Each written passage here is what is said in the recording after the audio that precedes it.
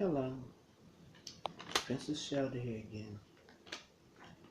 I want to share a poem I wrote today for Abuse Awareness Month. Children that are abused don't have a voice. I know how it feels to be physically, verbally, and emotionally abused. The abuse came from my aunt, that was my legal guardian. She would beat me with tree branches and extension cords while holding my head between her legs. She would backhand me in the mouth for asking for something in the market or when I had to use the restroom when we were out in public. She would say, "You should have went at home." I am traumatized to this day at age 54.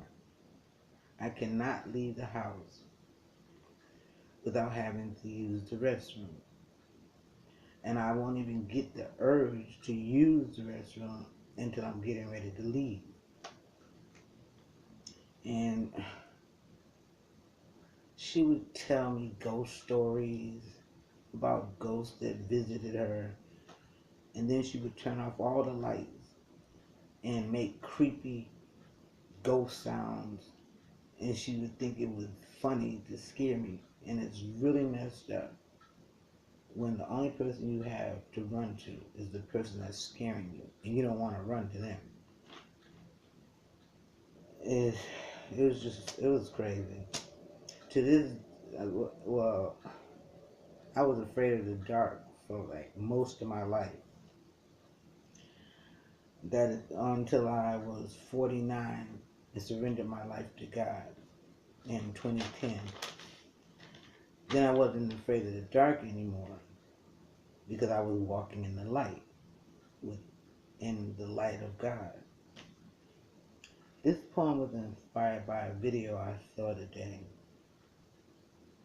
of a woman severely abusing a little boy. He looked to be about about 4 or 5. She was hitting him with a stick, kicking him, and she would pick him up and throw him on the floor. It was just horrible. I was furious and heartbroken for him at the same time. If you suspect or you see signs of abuse, please try to help that child because children don't have a voice. And this poem is called "Who Will Help the Abused Children?" The abused child feels abandoned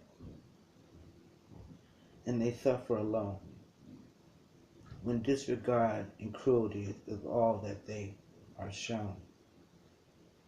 They are threatened and told they better not tell, made to lie and to say the bruises are because they fell.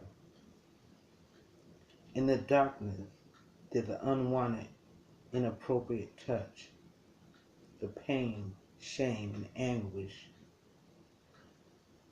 to bear is too much. They have no one to run to for comfort and protection from the pain. Having to keep the secret is a devastating, traumatic mental strain. Everything is so confusing and sadistically out of whack.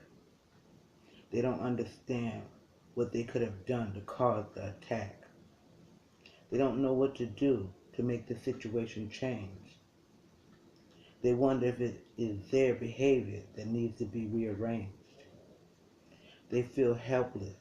They're dying inside.